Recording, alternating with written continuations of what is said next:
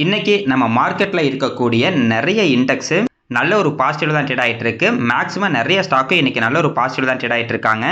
Gold and silver piece கூட இன்னைக்கு பாசிட்டிவா தான் இருக்கு. டைட்டன் ஷேரை ரேகா ஜுன்ஜுன்வாலா வாங்கியிருக்காங்க. என்னதான் டைட்டன் வந்து பார்த்தீங்கன்னா அதிகமான வேல்யூஷன்ல இருந்தாலுமே ரேகா ஜுன்ஜுன்வாலா அவங்களோட ஹோல்டிங்ஸை அதிகமாக்கியிருக்காங்க. அதை பற்றி பார்ப்போம். நம்ம ட்ராக் பண்ணிட்டு இருந்த கோரமண்டல் இன்டர்நேஷனல் இன்னைக்கு கிட்டத்தட்ட 3% மேலே பாசிட்டிவ் வந்து ட்ரேட் ஆகிட்டு இருக்கு. அதை பற்றியும் பார்ப்போம்.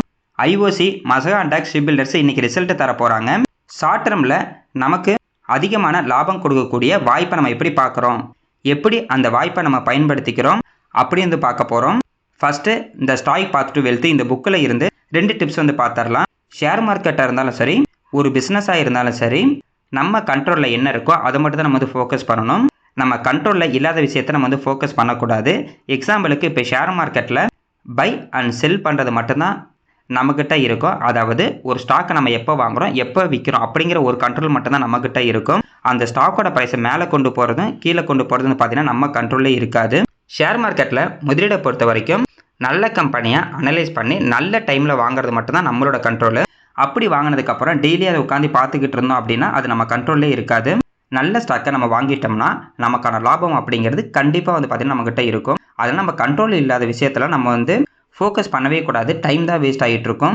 அடுத்தது ROT அப்படிங்கிற ஒரு கான்செப்ட் இருக்குது. அதாவது ரிட்டர்ன் ஆன் டைம் அப்படிங்கிறது வந்து இருக்குது. எந்த இடத்துல நம்ம அதிகமான டைம் வந்து நம்ம வந்து ஸ்பெண்ட் பண்ணுறோமோ அந்த இடம் எப்படி இருக்கோ அப்படி தான் நம்மளோட எனர்ஜி லெவலில் இருக்கும்.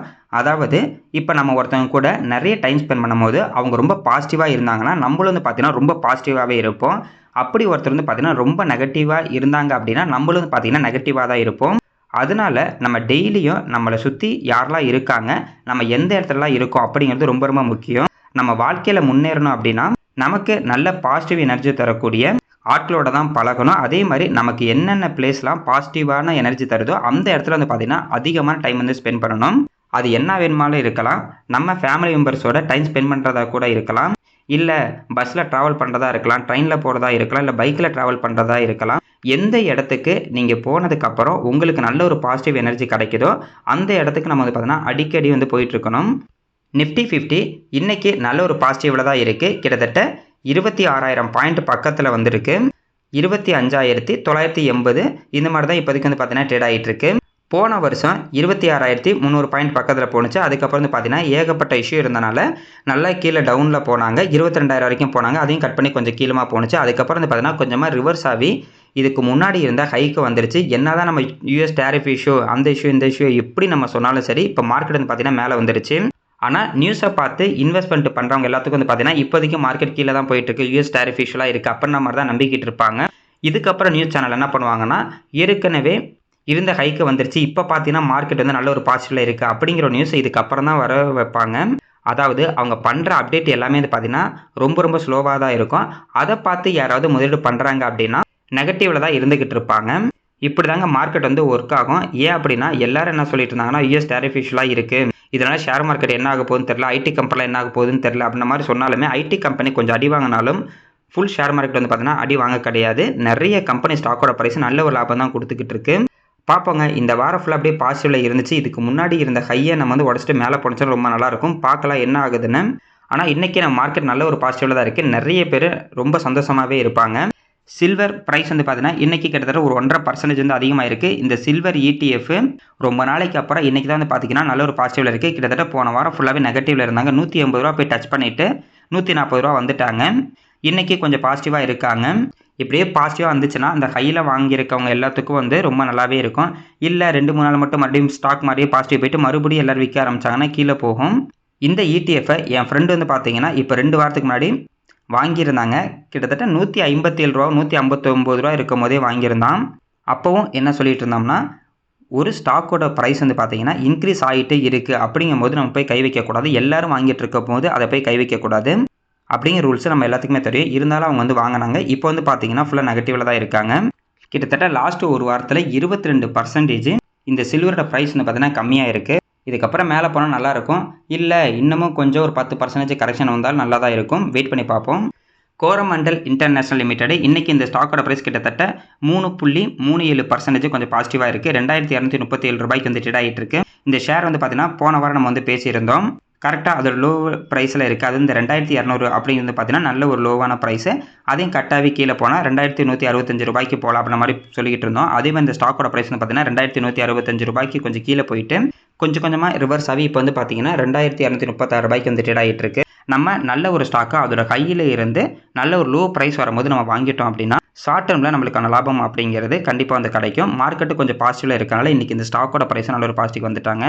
நம்மளும் இந்த ஸ்டாக்கை வாங்கியிருந்தோம். நான் வந்து பார்த்தீங்கன்னா 2225 ரூபாய் இருக்கும்போது ஒரு 95 ஷேர் வாங்கியிருந்தேன். அதுக்கப்புறம் போன வெள்ளிக்கிழமை ஒரு 5 குவான்டிட்டி நான் வந்து பார்த்தீங்கன்னா அக்குமுலேட் பண்ணியிருந்தேன். இப்போ என்னோட ஆவரேஜ் ப்ரைஸ் வந்து 2221 ரூபாய்க்கு இருக்குது.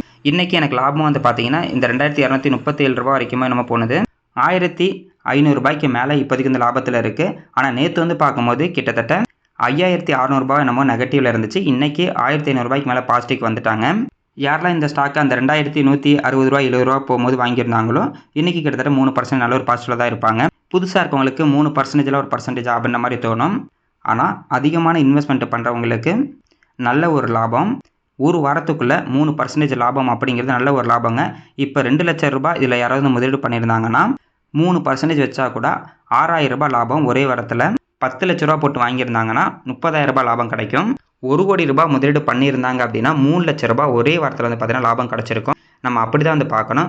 மினிமம் மாதம் நம்மளால் 5% ஒரு ஷேர்லேருந்து நம்மளால் லாபம் எடுக்க முடிஞ்சால் கூட ஒரு வருஷத்தில் நம்மளால் 60% லாபம் எடுக்க முடியும். நிறைய பேர் என்ன பண்ணுவாங்கன்னா வருஷத்துக்கு ஆவரேஜாக 12லேருந்து 15% கொடுத்தா காம்பவுண்டிங்கில் நல்ல ஒரு ரிட்டர்ன் கிடைக்காத மாதிரி சொல்லுவாங்க.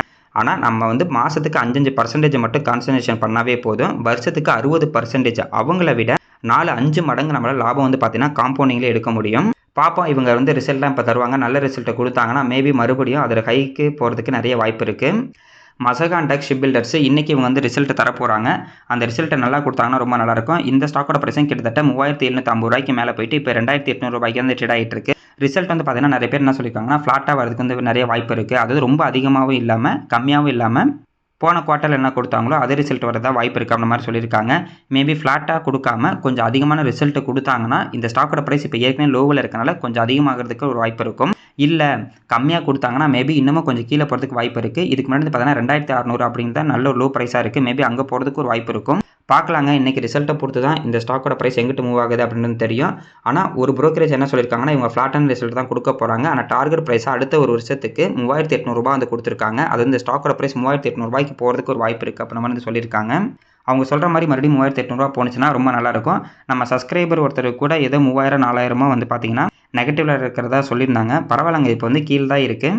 அதனால் ஒன்றும் பிரச்சனை இல்லை. இன்றைக்கி ரிசல்ட்டை பார்ப்போம். ரிசல்ட்டை பொறுத்து தான் இந்த ஸ்டாக்கோட ப்ரைஸ் இப்போ ஷார்ட் டேர்மில் எங்கிட்ட போகுது அப்படின்ற மாதிரி நம்மளுக்கு வந்து தெரியும். ரிசல்ட்டும் நல்லா கொடுத்து மார்க்கெட்டும் அடுத்த 2-3 நாள் நல்ல ஒரு பாசிட்டிவ் இருந்துச்சுன்னா இந்த ஸ்டாக்கோட ப்ரைஸ் இன்க்ரீஸ் ஆகிறதுக்கு நிறைய வாய்ப்பு இருக்கும். எங்கிட்டே இந்த ஸ்டாக் வந்து பார்த்தீங்கன்னா இப்போதைக்கு 7% நெகட்டிவில் இருக்குது. ஏன்னா போன வாரம் பார்த்தீங்கன்னா கொஞ்சம் ஹையில் வாங்கினேன். வெயிட் பண்ணி பார்ப்போம். அடுத்தது IOC இன்றைக்கி இந்த ஸ்டாக்கோட ப்ரைஸ் இப்போதைக்கு பார்த்தீங்கன்னா 3% பாசிட்டிவில் இருக்குது. இன்றைக்கி இவங்க வந்து ரிசல்ட்டு தரப்போகிறாங்க. இவங்களும் நல்ல ரிசல்ட் கொடுத்தாங்கன்னா இந்த ஸ்டாக்கோட ப்ரைஸ் இன்க்ரீஸ் ஆகிறதுக்கு நிறைய வாய்ப்பு இருக்கும். முன்ன வந்து பார்த்தீங்கன்னா கிட்டத்தட்ட 190 ரூபாய்க்கு மேலே இந்த ஸ்டாக்கோட ப்ரைஸை அப்படியே கம்மியாகவே 115 ரூபா 110 ரூபாய்க்குலாம் வந்துச்சு. அதுக்கப்புறம் கொஞ்சம் கொஞ்சமாக இன்க்ரீஸ் ஆகி இப்போ 155 ரூபாய்க்கு வந்து ட்ரேட் ஆகிட்டு இருக்கு. இன்றைக்கும் இவங்க ரிசல்ட்டை பொறுத்து தான் இன்க்ரீஸ் ஆகுது டிக்ரீஸ் ஆகுது நம்மளுக்கு வந்து தெரியும். இந்த ஸ்டாக்கில் யாராவது கையில் அந்த 180 ரூபா 190 ரூபாலாம் வாங்கியிருந்து ஒரு 30% இந்த மாதிரிலாம் இந்த ஸ்டாக்கோட ப்ரைஸ் கம்மியாகும் போது நம்ம என்ன பண்ணலாம், கொஞ்சம் கொஞ்சமாக வந்து அக்குமுலேட் பண்ணலாம். அப்படி நம்ம கொஞ்சம் கொஞ்சமாக அக்குமுலேட் பண்ணும்போது நம்மளோட ஆவரேஜ் ப்ரைஸ் அப்படின்றது குறையும். அதனால் இந்த ஸ்டாக்கோட ப்ரைஸ் அதோட டவுனில் இருந்து கொஞ்சம் இன்க்ரீஸ் ஆனாவே நமக்கு வந்து பார்த்தீங்கன்னா பாசிட்டிவ்க்கு வந்துடும். அதனால் எப்போவும் நம்ம கொஞ்சம் கொஞ்சமாக அக்குமுலேட் பண்ணோம்னா நமக்கான லாபம் அப்படிங்கிறது கொஞ்சம் அதிகமாக கிடைக்கும். அடுத்தது பாலிகேப்பு கிட்டத்தட்ட அதோட ஹைக்கு பக்கத்துலேயே வந்துட்டாங்க. 7673 ரூபாய்க்கு ட்ரேட் ஆகிட்டு இருக்கு. இந்த பாலிகேப்பை பற்றி நம்ம கொஞ்சம் நாளைக்கு முன்னாடி கூட வந்து பேசியிருந்தோம். ஏன் அப்படின்னா இவங்க கேபிள்ஸ் அண்ட் ஒயர்ஸ் பிஸ்னஸில் தான் இருக்காங்க. இந்த பிஸ்னஸ்க்கு வந்து பார்த்தீங்கன்னா அதானியும் பிர்லா குரூப்பும் வராங்க அப்படின்ற மாதிரி நியூஸ் வந்துச்சு. அவங்க ஸ்டார்ட் பண்ணிட்டாங்க அப்படின்ற மாதிரி நியூஸ் வந்தது. அதானி வந்து பார்த்தீங்கன்னா நாங்கள் கேபிள்ஸ் அண்ட் ஒயர் பிஸ்னஸில் வரோம் அப்படின்ற மாதிரி இன்வெஸ்ட்மெண்ட்டும் பண்ணிட்டோம் அப்படிங்கிற நியூஸ் வந்ததுக்கப்புறம் இந்த ஸ்டாக்கோட ப்ரைஸ் அதோட கையிலேருந்து அப்படியே ஃபுல்லாக டவுன் ஆனாங்க. கிட்டத்தட்ட அந்த 7600 ரூபா பக்கத்தில் இருந்த இந்த ஸ்டாக்கோட ப்ரைஸு கம்மியாகவே 4500 ரூபாவே போயிட்டாங்க. கிட்டத்தட்ட 40% வந்து பார்த்தீங்கன்னா டவுன் ஆனாங்க. அதெல்லாம் வந்து பார்த்தீங்கன்னா டெம்பரரின்னு நம்ம அப்பயே பேசியிருந்தோம். ஏன் அப்படின்னா கம்பெனிக்கு எந்த ஒரு பிரச்சனையும் இல்லை. புதுசாக ஒரு பிளேயர் வந்து பார்த்தீங்கன்னா இந்த செக்டாருக்குள்ளே வந்து என்ட்ரு ஆகிறாங்க. ஆனால் அப்போயே நிறைய பேர் என்ன சொல்லிட்டு இருந்தாங்கன்னா அதானி வந்து பார்த்தீங்கன்னா ரொம்ப பெரிய ஆள், அவங்க வந்து ரொம்ப பிஸ்னஸ் சூப்பராக பண்ணுவாங்க, அதனால் இந்த பாலிகேப்பில் வந்து பார்த்தீங்கன்னா கீழே போயிடும் அப்போ நம்மலாம் சொல்லிட்டு இருந்தாங்க. அப்படிலாம் கிடையாதுங்க. என்னதான் பெரிய ஆளாக இருந்தாலும் பாலிகேப் வந்து பார்த்தீங்கன்னா இந்த செக்டரை பொறுத்த வரைக்கும் ரொம்ப ஸ்ட்ராங்கான ஒரு கம்பெனி தான். அதனால இவங்கெல்லாம் வெளியெல்லாம் போக மாட்டாங்க. இவங்களும் அதே செக்டரில் வந்து பார்த்தீங்கன்னா கண்டிப்பாக இருப்பாங்க. இந்த மாதிரி ஷார்ட் டேர்மில் வர பிரச்சனையை நம்ம வந்து பார்த்திங்கன்னா அது ஒரு வாய்ப்பாக தான் பார்க்கணும். யாரெல்லாம் இது ஒரு நல்ல ஒரு வாய்ப்பாக பார்த்து இதில் முதலீடு பண்ணாங்களோ இப்போ வந்து பார்த்திங்கன்னா நல்ல ஒரு லாபம் எடுத்திருப்பாங்க. கிட்டத்தட்ட 35% மேலே லாபம் எடுத்திருப்பாங்க லாஸ்ட் ஒரு 2-3 மாதத்துலேயே. நம்மளும் வந்து பார்த்திங்கன்னா ஸ்டாக் வாங்கியிருந்தோம். நான் நல்ல ஒரு லாபத்தில் தான் நான் வந்து விற்றேன். இந்த மாதிரி வாய்ப்பெல்லாம் மறுபடியும் ஏதாவது ஒரு ஸ்டாக்கில் வந்துச்சுன்னா நம்ம கண்டிப்பாக வந்து பார்த்திங்கன்னா யூஸ் பண்ணிக்கலாம். அடுத்தது சோழம் மண்டலம் இன்வெஸ்ட்மெண்ட் அண்ட் ஃபைனான்ஸ். இந்த ஸ்டாக்கோட ப்ரைஸ்னு பார்த்தீங்கன்னா இதுக்கு முன்னாடி இருந்த ஹைக்கு மேலே இப்போ வந்து இருக்குது. இதுக்கு முன்னாடி வந்து பார்த்தீங்கன்னா கிட்டத்தட்ட 1650 ரூபாயில் இருந்துச்சு. அதுக்கப்புறம் வந்து பார்த்தீங்கன்னா 1200 வரைக்கும் கீழே போணுச்சு. மறுபடியும் இன்க்ரீஸ் ஆகி 1650 ரூபா வரைக்கும் மேலே போனாங்க. மறுபடியும் கொஞ்சமாக கீழே இறங்கி 1450 ரூபாய்க்கு வந்தாங்க. இப்போ வந்து பார்த்தீங்கன்னா 1750 ரூபாய்க்கு மேலே போயிட்டாங்க. இதுக்கு வந்து பார்த்தீங்கன்னா எந்த ஒரு ரீசனுமே கிடையாது. அதோட கையில் இருந்து இப்போ மார்க்கெட்டே கீழே போணுச்சு. யூஎஸ் டேரிஃப் இஷ்யூலாம் வந்துச்சு. அதுக்கப்புறம் வந்து பார்த்தீங்கன்னா இன்ட்ரெஸ்ட் ரேட்டு கம்மியாகுது அப்படின்ற மாதிரிலாம் நியூஸ் வந்தனால இந்த ஸ்டாக்கோட ப்ரைஸ் எல்லாம் அப்படியே கீழே போனாங்க. இந்த மாதிரி கீழே போகிறதுக்கு வந்து பார்த்திங்கன்னா அந்த கம்பெனிக்கு எந்த ஒரு பிரச்சனையும் இல்லை, டெம்பரரியாக கீழே போகுதுன்னா அது கண்டிப்பாக நம்ம வந்து ஒரு வாய்ப்பாக வந்து பார்க்கலாம். யாராவது ஒரு வாய்ப்பாக பார்த்து அப்போ முதலீடு பண்ணியிருந்தாங்களோ அவங்க வந்து பார்த்திங்கன்னா நல்ல ஒரு லாபம் வந்து எடுத்திருப்பாங்க. நம்ம எல்லோரும் முதலீடு பண்ணியிருந்தோம். நம்மளுக்கு வந்து பார்த்திங்கன்னா நல்ல ஒரு லாபம் கிடச்சிது. இப்போ இந்த ஸ்டாக்கோட ப்ரைஸ் நல்ல ஒரு ஹையில் இருக்குது. நவம்பர் 6ஆம் தேதி இவங்க ரிசல்ட் வந்து தரப்போகிறாங்க. இவங்க ரிசல்ட் சூப்பராக கொடுத்தாங்கன்னா இந்த ஸ்டாக்கோட ப்ரைஸ் அப்படியே இன்க்ரீஸ் ஆகிறதுக்கு நிறைய வாய்ப்பு இருக்குது. இந்த கம்பெனி வந்து பார்த்திங்கன்னா ரொம்ப சூப்பரான கம்பெனி, நல்ல ஒரு க்ரோத்தில் இருக்கக்கூடிய ஒரு ஃபைனான்ஸ் கம்பெனி. வருஷம் இவங்களோட சேல்ஸும் சரி ப்ராஃபிட்டும் சரி இன்க்ரீஸ் ஆகிட்டே தான் இருக்கும். பார்ப்போங்க இந்த தடவை எப்படி இவங்க வந்து ரிசல்ட் தராங்க அப்படின்னு. அடுத்தது டைட்டன் கம்பெனி லிமிட்டெடு. இந்த ஸ்டாக் வந்து பார்த்திங்கன்னா ரேகா ஜுன்ஜுன்வாலா அவங்களோட ஸ்டேக்கை வந்து அதிகமாக்கியிருக்காங்க. கிட்டத்தட்ட 15 லட்சம் ஷேரை இப்போ வந்து பார்த்தீங்கன்னா இந்த Q2 வந்து வாங்கியிருக்காங்க. லாஸ்ட் 5 வருஷத்தில் இந்த ஸ்டாக்கோட ப்ரைஸ் வந்து பார்த்தீங்கன்னா 220% வந்து அதிகமாகிருக்கு. இன்றைக்கி இந்த கரண்ட் ப்ரைஸ் வந்து 3750 ரூபா பக்கத்தில் இருக்குது. நிறைய பேர் இந்த டைட்டன் என்ன சொல்லுவாங்கன்னா இவங்க வந்து பார்த்தீங்கன்னா அதிகமான வேல்யூஷனில் இருக்காங்க, அதிகமான வேல்யூஷனில் இருக்கனால அந்த ஸ்டாக்கோட ப்ரைஸ்லாம் வாங்கக்கூடாது அப்படின்ற மாதிரி சொல்லுவாங்க. அப்படி அதிகமான வேல்யூஷனில் இருந்தாலுமே ரேகா ஜுன்ஜுன்வாலா வந்து பார்த்திங்கன்னா வாங்கியிருக்காங்க. அதாவது அவங்களும் அதோட வேல்யூஷன்லாம் பார்த்தா வாங்குவாங்க. அவங்கள பொறுத்த வரைக்கும் இது வாங்கக்கூடிய ப்ரைஸில் தான் இருக்குது அப்படிங்கிறதுக்காக வந்து வாங்கியிருக்காங்க. ஃபஸ்ட்டு வேல்யூஷன் வந்து பார்த்தலாம். மார்க்கெட் கேப்பு 3,31,000 கோடிக்கு மேலே இருக்குது. ஸ்டாக்கோட பி ரேஷியோ 89 இருக்குது. இண்டஸ்ட்ரி பி ரேஷியோ வந்து பார்த்தீங்கன்னா 31 இருக்குது. இண்டஸ்ட்ரி பி ரேஷியோ விட இந்த ஸ்டாக்கோட பி ரேஷியோ ரொம்ப அதிகமாகவே இருக்குது. புக் வேல்யூ வெறும் 131 ரூபா தான். இன்டென்சிக் வேல்யூ பார்த்தா கூட 734 இருக்குது. ஆனால் பிஜி ரேஷியோ 6க்கு மேலே இருக்குது. ஆக்சுவலாக பிஜி ரேஷியோ 1 கீழே தான் நல்ல வேல்யூஷன் அப்படின்ற மாதிரி சொல்லுவாங்க. அடுத்தது வந்து பார்த்தீங்கன்னா ப்ரைஸ் டு புக் வேல்யூ 28.5. டெப்ட் ஈக்விட்டி வந்து பார்த்தீங்கன்னா 1.79 இருக்குது. ஓவராலாக இந்த ரேஷியோ வந்து பார்க்கும்போது இது வந்து பார்த்தீங்கன்னா ரொம்ப ஹை வேல்யூஷனில் இருக்குது. வேல்யூஷன் படி இன்வெஸ்ட்மெண்ட் பண்ணுறவங்க யாருமே வந்து பார்த்தீங்கன்னா இது வந்து அதிகமான வேல்யூஷனில் இருக்குது, இந்த ஸ்டாக்கில் நான் வந்து முதலீடு பண்ண மாட்டேன் அப்படின்ற மாதிரி இருப்பாங்க. ஆனால் இவ்வளோ பெரிய ஒரு முதலீட்டாளர் வந்து பார்த்தீங்கன்னா இந்த ஷேரை இப்போ வந்து வாங்கியிருக்காங்க. அது காரணம் என்ன அப்படின்னா நம்ம வேல்யூஷன் பார்க்குறதும் சரி, ப்ளஸ் அந்த கம்பெனியோட க்ரோத் எப்படி இருக்குன்னு பார்க்கணும். கம்பெனியோட க்ரோத் நல்லா இருந்துச்சுன்னா எப்பயுமே அந்த ஸ்டாக்கோட ப்ரைஸ் வந்து பார்த்தீங்கன்னா அதிகமான வேல்யூஷன் வந்து ட்ரேட் ஆகிட்டு இருக்கும். அப்படி பார்க்கும்போது ROCE 19% மேலே இருக்குது, ROE 31% மேலே இருக்குது, ROIC 35% மேலே இருக்குது, OP வந்து பார்த்தீங்கன்னா 9.85% இருக்குது. இந்த பர்சன்டேஜ் எல்லாமே சூப்பரான ஒரு பர்சன்டேஜ். இந்த 4% மினிமம் 15க்கு மேலே இருந்துச்சுன்னா அந்த கம்பெனி நல்ல க்ரோத்தில் இருக்காங்க அப்புறமா நம்ம வந்து எடுத்துக்கலாம். சேல்ஸ் க்ரோத் வந்து பார்த்தீங்கன்னா 21% மேலே இருக்குது. ப்ராஃபிட் லாஸ்ட் வருஷத்தில் 7.50% இருக்குது. ஓவராலாக இந்த ரேஷியோ எல்லாமே வந்து பார்த்தீங்கன்னா சூப்பரான ஒரு ரேஷியோ தான். இப்போ நம்ம பார்க்குற இந்த ஸ்க்ரீன்ஷாட் வந்து பார்த்தீங்கன்னா PE ரேஷியோ, அதாவது இந்த டைட்டன் ஷேரோட PE ரேஷியோ, இது வந்து ஸ்டாக்கோட ப்ரைஸ் கிடையாது. இந்த PE ரேஷியோ வந்து பார்த்தீங்கன்னா இப்போதைக்கு வந்து கம்மியாக தான் இருக்குது. ஆனால் இது ஒரு கட்டத்தில் 200 PE ரேஷியோலாம் வந்து போயிருக்கு அந்த கொரோனா வந்த டைமில். ஏன்னா கொரோனா வந்த டைமில் வந்து பார்த்தீங்கன்னா எந்த ஒரு பிஸ்னஸும் ஆகலை, அதனால் இவங்க வந்து கம்மியான ரிசல்ட் தான் கொடுத்துருப்பாங்க. அதனால் EPS வந்து கம்மியாகிறனால இவங்களோட PE ரேஷியோ வந்து பார்த்தீங்கன்னா அதிகமாக இருக்கும். அதுக்கு முன்னாடி இருந்த இந்த கம்பெனி PE ரேஷியோ வந்து பார்த்தீங்கன்னா 80ல் தான் இருந்துகிட்டு. அதனால் இப்போ 80ல் தான் இந்த PE ரேஷியோ இருக்குது. அதனால் இது வந்து பார்த்தீங்கன்னா இந்த ஸ்டாக்கை பொறுத்த வரைக்கும் அதிகமான PE ரேஷியோ கிடையாது. அடுத்தது இவங்களோட சேல்ஸ் க்ரோத் வந்து பார்த்தீங்கன்னா லாஸ்ட் 5 வருஷத்தில் 23%, ப்ராஃபிட் க்ரோத் 17% இருக்குது. அதே மாதிரி ரிட்டர்ன் ஈக்விட்டி வந்து பார்க்கும்போது 28% இருக்குது. இது மினிமம் வந்து பார்த்தீங்கன்னா லாஸ்ட் 5 வருஷத்தில் 15%க்கு மேலே இருக்கனால இந்த கம்பெனியோட க்ரோத் அப்படிங்கிறது ரொம்ப நல்லாவே இருக்குது. அதனால தான் இந்த ஸ்டாக் வந்து பார்த்தீங்கன்னா இன்னமும் அவங்களோட ஸ்டேக் வந்து பார்த்தீங்கன்னா அதிகமாக்கியிருக்காங்க.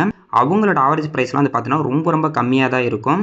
நம்ம ஒரு சில பேர் என்ன பண்ணுவோம்னா ரொம்ப கம்மியான ப்ரைஸில் வாங்கினதுக்கப்புறம் இந்த ஸ்டாக்கோட ப்ரைஸ் நல்லா இன்க்ரீஸ் ஆனதுக்கப்புறம் இப்போ நம்ம வாங்கலாமா, இவ்வளோ அதிகமாகிடுச்சு, இப்போ நம்மளோட ஆவரேஜ் ப்ரைஸ் வந்து பார்த்தீங்கன்னா அதிகமாகிடும் அப்போ நம்ம யோசிப்பாங்க. அப்போல்லாம் யோசிக்கக்கூடாது.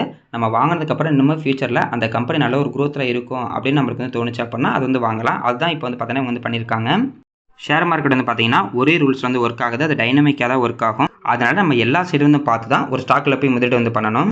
அடுத்தது வாரி ரினியூவபிள் டெக்னாலஜிஸ். இன்றைக்கி இந்த ஸ்டாக்கோட ப்ரைஸ் கிட்டத்தட்ட 7% பாசிட்டிவாக தான் இருக்குது. இந்த ஸ்டாக் வந்து பார்த்தீங்கன்னா கொஞ்ச நாளுக்கு முன்னாடி பார்த்துருந்தோம். அதில் ரிசல்ட் கொடுக்கறதுக்கு முன்னாடி இந்த ஸ்டாக்கோட ப்ரைஸ் கிட்டத்தட்ட ஒரு 15% மேலே வந்து இன்க்ரீஸ் ஆகிருந்துச்சு. இன்றைக்கும் இந்த ஸ்டாக்கோட ப்ரைஸ் 7% வந்து பார்த்தீங்கன்னா இன்க்ரீஸ் ஆகிருக்கு. இவங்க ரினியூவபிள் எனர்ஜியில் தான் இருக்காங்க.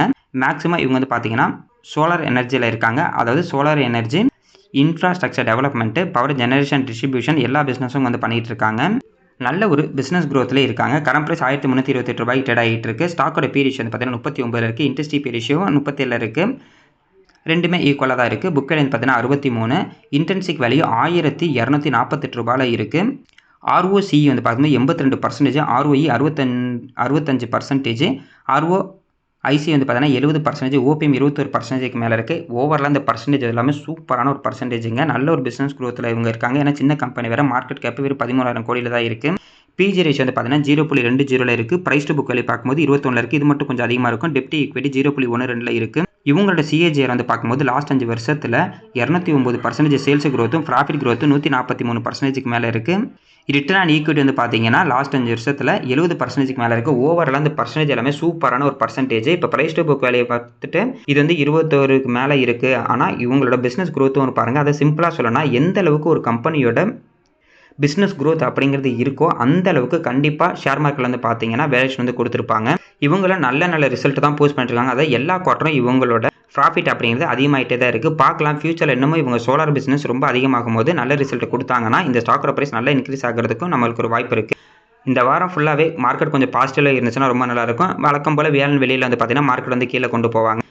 திங்கள், செவ்வாய், புதன் வந்து கொஞ்சம் மார்க்கெட் வந்து பாசிட்டிவில் இருக்கும். அப்படி அடுத்த 3 நாள் பாசிட்டிவில் இருந்துச்சுன்னா ரொம்ப நல்லாவே இருக்கும்.